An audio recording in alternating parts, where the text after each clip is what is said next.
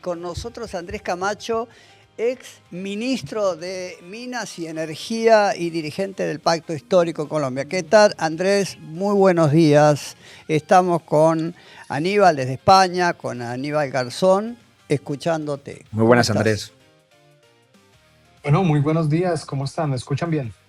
Muy bien. Perfecto, muchas gracias por el espacio. Les he escuchado un momento antes de ingresar. Pues bueno, es parte de lo que está ocurriendo en el mundo y el momento político que nos ha correspondido vivir, ¿no? Sí. Mira, nosotros estábamos, bueno, esto es regional, es para todos. Yo cuando empiezo una entrevista con alguien de otro país, ahora, digamos, todos estamos siendo afectados por un mismo plan. Y ese plan es quitarnos nuestros recursos, sacarle derechos a nuestros hermanos y ya.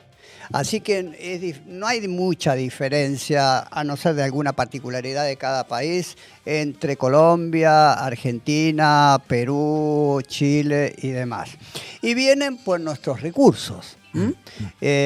Y encima se lo quieren llevar primarizados. Obviamente que no le quieren poner valor agregado. Y estos gobiernos, como el que ahora va a entrar en Colombia y Milei y demás, jamás van a defender esos recursos. Al contrario. Porque yo siempre digo, hay dos maneras de invadir o saquear un país, con el permiso del pueblo o sin el permiso del pueblo. Bueno, en la mayoría de nuestros países ahora lo están saqueando e invadiendo con el permiso de nuestros pueblos, ¿no? Así es, digamos, yo diría no tanto con el permiso, pero sí tal vez con la manipulación y con el beneplácito de un sector privilegiado del país, que es, digamos, un rasgo común de lo que viene ocurriendo en el continente. En el caso nuestro, de la posesión hoy de un presidente que es norteamericano, que tiene ciudadanía norteamericana y que por primera vez desde la independencia de nuestro continente, de nuestros países, pues tenemos un presidente que es de otra nacionalidad y pues marca también un precedente. Este plan orquestado que es común a la región tiene que ver con la política de los Estados Unidos de recuperar el control de nuestros países y de una pérdida de soberanía a través de una casta, de un grupo de ciudadanos, de ricos de nuestros países que se prestan para estos intereses extranjeros. Así que lo que estamos viendo es el riesgo en el que entran nuestras democracias, pero también nuestra soberanía nacional. ¿Y cómo entrega Petro Colombia? ¿En qué condiciones la entrega Petro a Colombia? Hay Porque varias maneras perdón, de... porque ellos evidentemente no van a hacer ese control de daños, van a mentir. ¿En qué nos van a mentir? ¿Cómo es la realidad de la Colombia que entrega Petro? Pues justamente en estos días conversábamos con compañeros de Chile y todo lo que está ocurriendo en nuestros países es una burda copia. En todos los países están desarrollando la misma estrategia, la misma copia. Por ejemplo, en el empalme, cuando sale un gobierno, está la entrada del otro gobierno. El gobierno de Abelardo de la Espriella decidió no llegar al empalme y empezar a denunciar que hay una serie de problemas de corrupción. Eso fue lo mismo que hicieron en Chile, es lo mismo que han hecho en otros países y parte de la estrategia que han seguido en Colombia, amañada y con también la participación de medios de comunicación, ha sido intentar señalar el gobierno de Gustavo Petro como un gobierno corrupto y sacar una serie de titulares, de circunstancias, obviamente errores que se han cometido en los gobiernos, maximizarlos, ponerlos en primera plana y eso es lo que van a intentar vender. Pero cuando uno analiza las cifras, podemos tomarlas desde varios puntos de vista. En el tema económico, en este momento Colombia tiene la moneda más revaluada del mundo. En términos del desempleo, estamos en el nivel más bajo de desempleo de este siglo y hemos alcanzado un crecimiento económico de los mejores de la región. Estamos alcanzando el 3%, se ha mantenido alrededor del 3% el crecimiento económico del país, la moneda, pero además de eso hemos logrado ir transformando la canasta exportadora del país, que era parte de nuestro objetivo como proyecto político, transformar nuestra economía de una economía dependiente de los combustibles fósiles a una economía que tenga una diversificación de productos. En términos económicos, el país termina muy bien.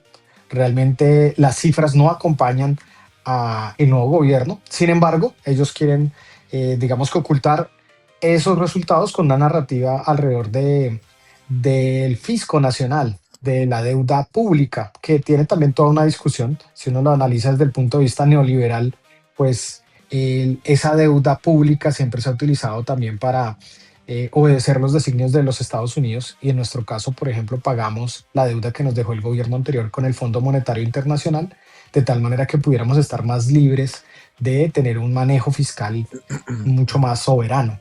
Eso en términos económicos, solo para decir algunas de las cifras que tenemos. En términos sociales y de las grandes apuestas de nuestro país, hay unos logros enormes. Nosotros somos un país que, a diferencia de otros de nuestra región, no desarrollamos una reforma agraria, y eso llevó a que nuestro país tuviera un conflicto del cual habla todo el continente, toda la región, que fue un conflicto por la tierra. Y nosotros hemos entregado más de 1 millón de hectáreas a campesinos en nuestro país. Hemos titulado tierras, y producto de esa reforma agraria, hoy en la economía nacional, la agricultura ha crecido en participación en la economía del país. En términos Aníbal, de educación, sí, sí, sí, adelante, adelante. por primera vez después de 30 años, que es lo que ocurre siempre ahora, lo que está ocurriendo en Argentina, ¿no? Donde se están quitando los derechos a la financiación a las universidades, donde se le quitan derechos a los estudiantes. Muchas de estas cosas nosotros en este periodo logramos recuperarlas. Por primera vez después de 30 años construimos universidades, sedes universitarias, ampliamos la cobertura y convertimos la educación en gratuita para que todos los jóvenes pudieran acceder. En temas de transición energética, que es mi campo en donde yo estuve ejerciendo la labor al frente del Ministerio de Minas y Energía, pasamos de una matriz del 2% de solar al 17% de energía solar en nuestra matriz. Logramos una transformación importante de la matriz también, que venía siendo extractivista. Y así en cada uno de los sectores tenemos muchas cosas que mostrar. Por supuesto, hay errores, temas que tenemos que ajustar, que corregir, pero la narrativa que hoy todos estos gobiernos de ultraderecha o ultraconservadores van a intentar manejar es ocultar esos alcances, esos logros. Y justamente me demoré en entrar porque estaba escuchando el discurso de nuestro candidato presidencial, Iván Cepeda, No, en donde planteaba las líneas generales de lo que va a ser ahora nuestro ejercicio desde la oposición. Entonces, pues ahí también hay un terreno importante, porque ya asumimos a partir de hoy el ejercicio de la oposición, y de algo que tal vez no sé si se entienda muy bien en el resto de la región, de la desobediencia civil, y de cómo va a ser nuestro encuadre para enfrentar este gobierno ultraderechista. Aníbal, Sí, bueno, un placer, ¿no? El poder estar, escuchar, ¿no? Y sobre todo el tema de la No, no importancia, estoy ¿no? En la escuchando, agenda de Aníbal. hoy en... ¿Sí? ¿No se me escucha? ¿Ahora? Ya, ahora ¿Sí? sí. ahora Ahora sí. sí, ahora sí. Vale, nada. Ok, nada, un placer, ¿no? Conocerte personalmente aquí por el programa, y quería hacerte como dos preguntas. La primera, y hay un poco similitud con Argentina. Claro, hay proyectos que tardan como modificar algo mucho tiempo, y aquí en el tema de la deuda, Argentina, los Kirchner quitaron la deuda con el Fondo Monetario Internacional, llegó Macri, hizo el megaproyecto de deuda, incluso con irregularidades, endeudado otra vez a Argentina cuando se había quitado la deuda.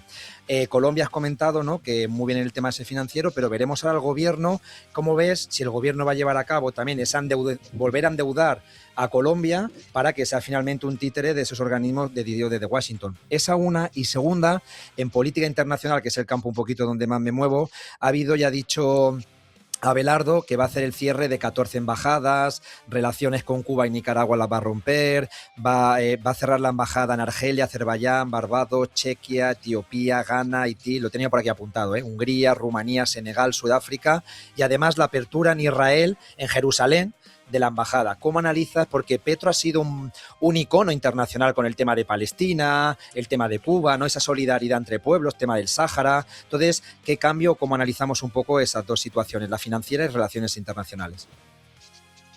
Sí, en ambos casos hay un elemento común, y es que este gobierno que entra a Colombia ahora obedece los designios de los Estados Unidos y está alineándose en ambos campos con los Estados Unidos. En términos de las relaciones internacionales, vienen con el mismo discurso de Milei, de recorte del Estado, para de esa manera, que además como lo conocen en Argentina, pues realmente no es cierto el recorte del Estado, mucho más en un país como Colombia, en donde el Estado todavía no ha llegado a muchos territorios. No tenemos un Estado desarrollado que haya permitido garantizar los derechos a los ciudadanos. Producto de eso es que estamos apenas saliendo de una guerra que durante más de 60 años vivimos en un país como Colombia, producto de que no existía Estado. Y ahora ellos llegan con este discurso copiado de recortar el Estado. Por esa vía legitiman la intención de cerrar una serie de embajadas, pero en el fondo lo que buscan es alinearse, ni siquiera es lo que buscan, es el mandado, la tarea con la cual llegan por parte de los Estados Unidos. Ahora en el discurso hace unos minutos Iván Cepeda hace una frase muy fuerte pero contundente, y es que Abelardo Laspriella pasó de ser chantajista en los Estados Unidos a ser chantajeado por los Estados Unidos. Y ese es el tipo de gobierno que vamos a vivir. Ese chantaje que va a vivir este gobierno está expresado en este tipo de decisiones. Alinearse únicamente con la política internacional definida desde Estados Unidos, de ahí la relación con Israel, de ahí el tipo de relación que tendría con China. No se ha nombrado el embajador de los Estados Unidos en Colombia, pero quien se ha anunciado ya señalaba que Colombia, el nuevo gobierno, debería suspender o retirarse la ruta de la seda, que fue el acuerdo que firmamos con China. Y todas estas decisiones, cerrar embajadas, su posición sobre Palestina, van a estar alineadas con la doctrina Monroe, que es lo que Donald Trump ha impuesto y ha venido desarrollando en nuestra región. Y en términos económicos, ya el vicepresidente, que fue además en los gobiernos de derecha anteriores ministro de Hacienda, estuvo en reuniones con el Banco Mundial, con el Fondo Monetario Internacional, y lo que nosotros prevemos es que nuevamente el país va a adquirir una deuda con esta excusa. Por eso están convirtiendo la narrativa de que hay una crisis fiscal en el país, para endeudarse y de esa manera entonces Estados Unidos nuevamente recuperar el control y la soberanía, eliminar parte de nuestra soberanía a través del control de las finanzas de nuestro país. Así que el tramo que habíamos superado de pagar estas deudas con el Fondo Monetario Internacional, seguramente este gobierno se verá abocado, casi obligado, chantajeado a volver a asumir un crédito con los Estados Unidos y así alinearse tanto en términos de relaciones internacionales como en términos económicos y financieros del país con los Estados Unidos. Y será debidamente extorsionado, ¿o no? Recién yo hacía la tijera, y no van a pensar que yo quería que cortara, sino porque cambiaron hay un cambio de una motosierra por una tijera, ¿no? Así es. Han estado desarrollando la misma narrativa. Sí, sí. Decime una cosa, Andrés, ¿y qué tarea va a jugar la oposición ahora? ¿Cuál es el trabajo que tiene que hacer la oposición? El principal trabajo. Aparte de la formación, obviamente, ¿no? Y la información, tratar de informar en este contexto de los medios hegemónicos y lo que hablábamos antes con Aníbal. Pues para contarle un poquito a la gente que nos ve, ¿no? El contexto de lo que es nuestro país y qué tipo de oposición y de fuerza política tenemos hoy en Colombia. Nosotros somos una izquierda, unas fuerzas progresistas que nunca habíamos gobernado en Colombia. De hecho, muchos de nuestros compañeros, amigos, amigas en el mundo pensaban que nunca iba a ser posible ganar un gobierno progresista en Colombia, y con el presidente Gustavo Petro lo logramos y abrimos las compuertas. El presidente Gustavo Petro logró romper ese techo de cristal y abrir las compuertas a un proyecto progresista en un país como Colombia, que ustedes conocen pues la historia de conflicto que hemos tenido. Y hoy, después de estos 4 años de gobierno, el país cambió. Ya no es el mismo país de hace 4 años. Hoy tenemos, en términos, por ejemplo, electorales, la diferencia con la cual además está en discusión el fraude electoral que se llevó a cabo en el país. Hay una serie de pruebas, de manifestaciones, de insinuaciones que hay sobre la mesa de lo que ocurrió en la campaña electoral, incluso con la participación de los Estados Unidos directamente. Nosotros obtenemos casi 13 millones de votos y Abelardo Laspriella casi en los mismos 13 millones de votos. La diferencia fueron de 250.000 votos. La mayor parte de esa diferencia de votos fue en Estados Unidos, los votos en el extranjero, especialmente en Estados Unidos, y en Colombia la diferencia fue de 50.000 votos.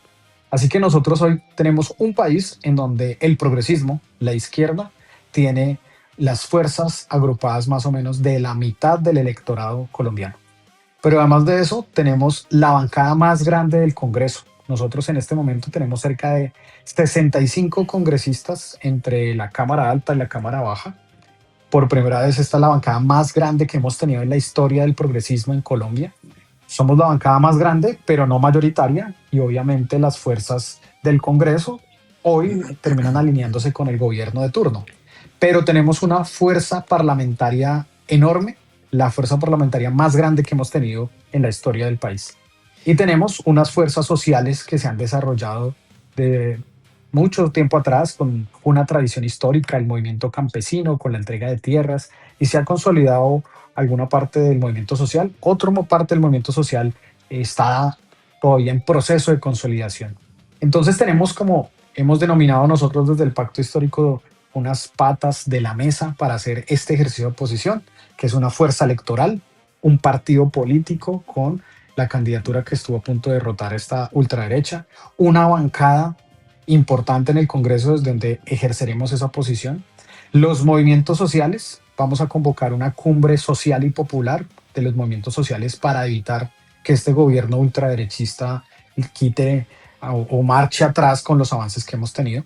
Y acaba de anunciar nuestro dirigente candidato presidencial Iván Cepeda, ya lo veníamos nosotros anunciando, estaremos en la conformación de un gabinete por la vida, que es algo inédito también en el ejercicio de oposición, y en unos sectores estratégicos, muchos de los que estuvimos en el gobierno progresista y popular, ejerceremos una oposición técnica en cada uno de los sectores para denunciar y evidenciar los pasos que este gobierno ultraconservador quiere dar. Entonces, Andrés, eso es como la baraja en donde nos estamos moviendo.